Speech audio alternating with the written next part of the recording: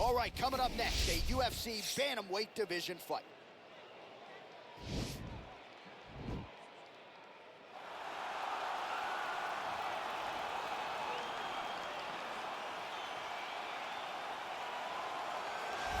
Well, DC, this is a true mixed martial artist of the highest order. You've watched the film. Hard for me to see much in terms of glaring weaknesses, and he believes he can react to anything that is thrown his way inside that arc. It's unbelievable because whenever you're trying to prepare for someone, you look for weaknesses. But when you watch this guy, nothing jumps off the page. When you think I have to go wrestle him, you realize very quickly that not only can he defend takedowns, he can also go and secure them himself. He's that new breed of fighter that has been doing every discipline from the very start of his career. You know you're looking at a guy that will contend for a championship. And if our fighter meeting on Thursday is any indication, confidence, not an issue for this young man coming in here tonight.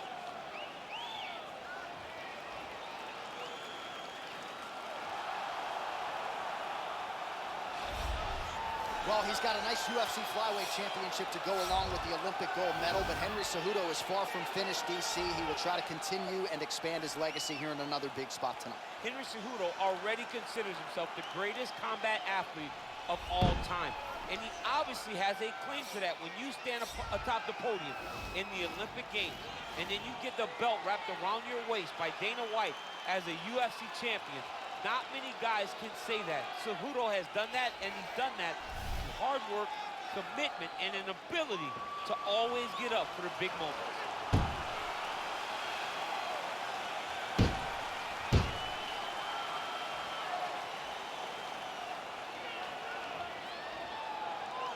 All right, now our tale of the tape for this bantamweight scrap. So a more than 5-year gap between these two fighters when it comes to the age, with big differences in height, but some differences in reach. We send it inside the octagon. Here's Bruce Buffer.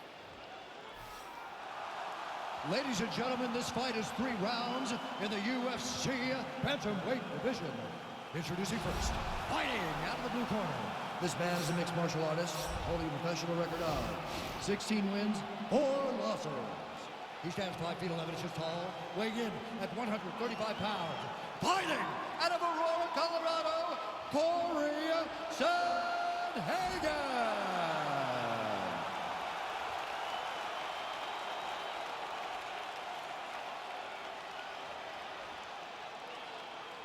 And now introducing his opponent, fighting out of the red corner, a Greco-Roman wrestler, holding a professional record of 16 wins, 3 losses.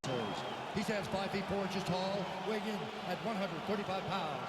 Fighting out of Phoenix, Arizona, Henry the Messenger Cejudo. And when the action begins, our referee in charge, Eve Loving. The veteran Eve Levine draws the assignment here. You ready?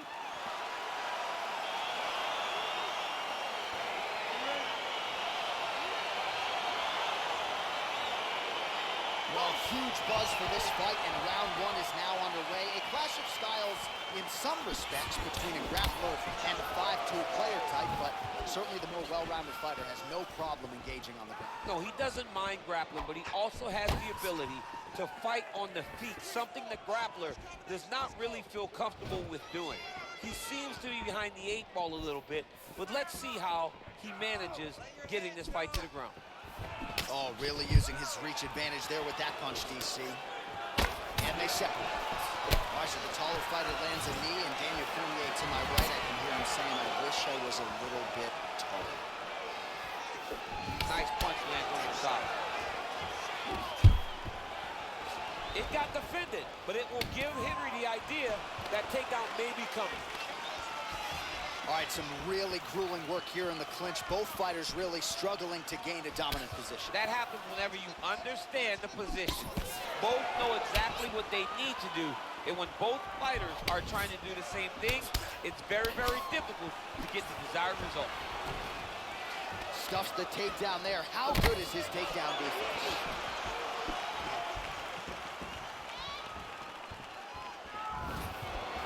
Game of inches right there, boy. Wow. It was a good night if that landed. Oh, clinch position. Watch the knees and the elbows come now.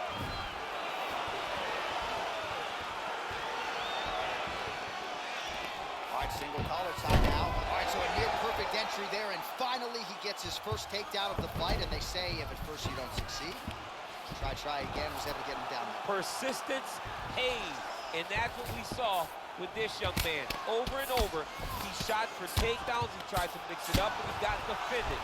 But eventually, he got it done. Now, what does he do with this top control? Well, anytime you are in a ground fighting situation with this fighter, you're potentially playing with violence. Oh, man, this ground and pound is good. Probably my favorite striking realm in MMA, and he's as good as it gets. The problem is his opponent is not controlling his posture.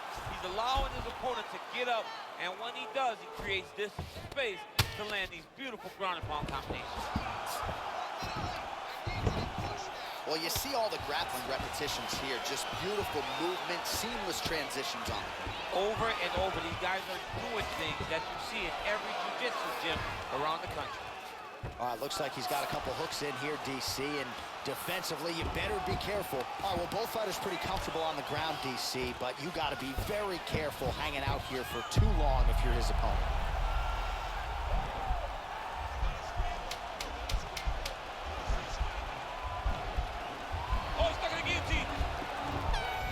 There's the horn at the end of the round. How about this fight, folks? You see, he was nearly caught in a submission there right at the end of the round. Saved by the bell. So back to the stool. Mentally, probably not in a great place here. We'll see if he can recover and get himself back into this fight. All right, a lot of tremendous striking action in that last round, DC. I know you don't have a telestrator, but take us through the replay. I mean, I would love to have my telestrator right now. That was a great display of high-level mixed martial arts striking. Both combatants stood toe-to-toe and let it all hang out.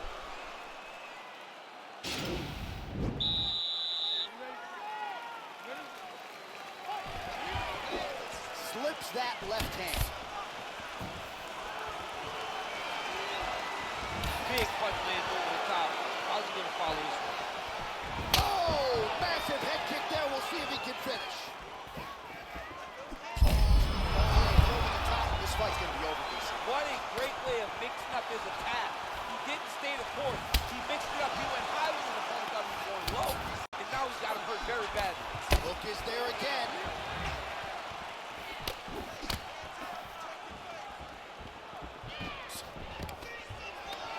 Stuffs that takedown attempt without issue. All right, well, he's landed some good shots tonight, but there's no three-piece, there's no soda. More often than not, it's one and done. He's not even getting a combination. I mean, if you're gonna sit there at the drive-thru, order a combination, take the soda with your food, give him the right hand behind the jab, give him the hook behind the right hand. Jab, right hand, hook, that's 2 pieces of chicken and a biscuit. Finish him off with the uppercut. That is your soda. I mean, come on, man, let this guy have the whole thing. Well, he's got the longer reach, and he certainly showed it there in landing that straight punch.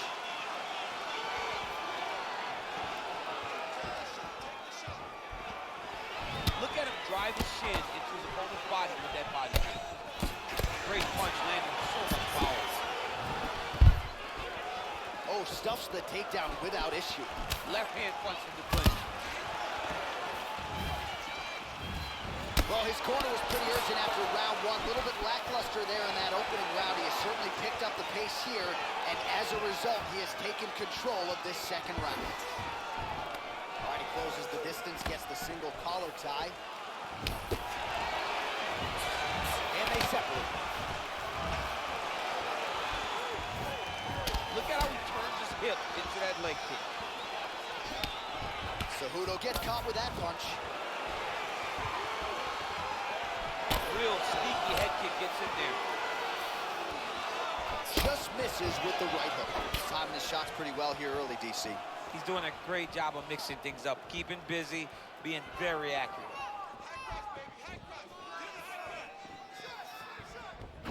Cejudo's strike attempt there is blocked. Big head kick lands.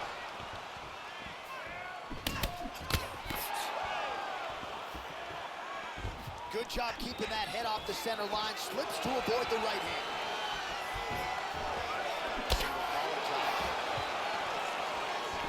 And he connects there, DC. Great job landing that punch. seconds winding down in round 2. Stuffs the takedown, no problem. All right, let's now look back at some of the action from that round. He went headhunting, landed, nearly got the finish, too. A lot of coaches tell you don't headhunt. In this case, he's been headhunting, and he landed a big enough shot to truly put his opponent on notice.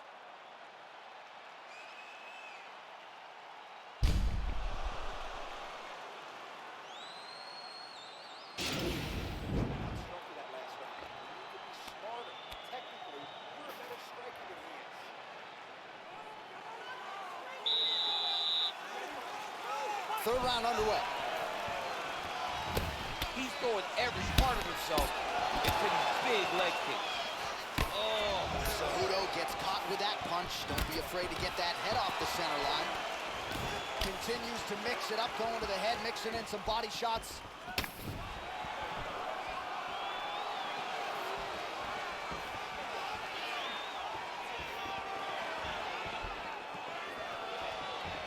Well, most fighters can't keep up this type of aggression and pace, but you don't have to worry about this guy. He hasn't really showed any signs of slowing down tonight.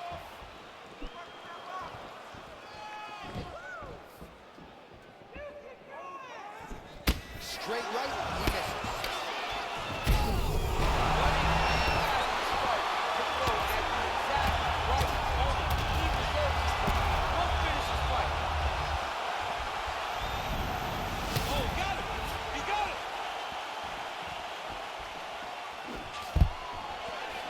Stuffs the takedown, no problem. That one was thrown to end the fight. Yep. Well, he's got the reach advantage. You might as well use it. Nice job there to find a home for that jab. Cejudo's got a bruise starting to appear on that right side of his body now.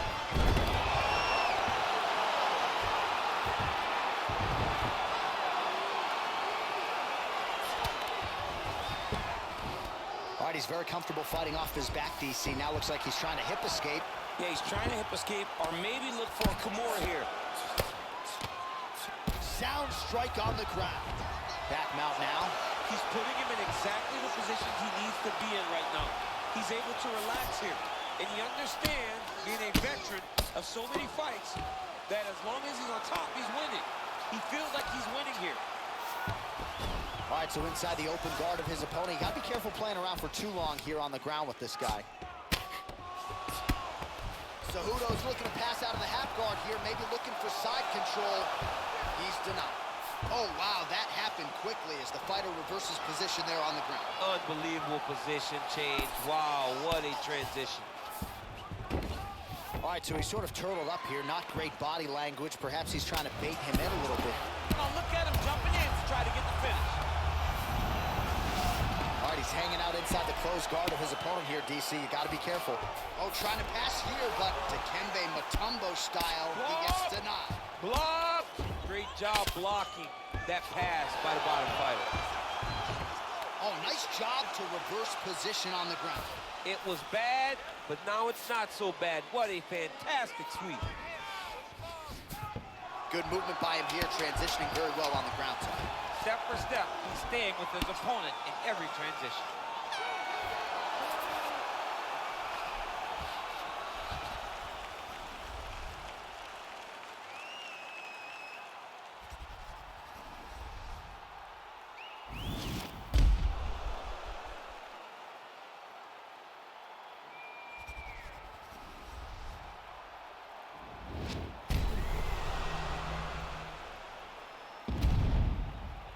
The official decision is in. It resides with Bruce Buffer.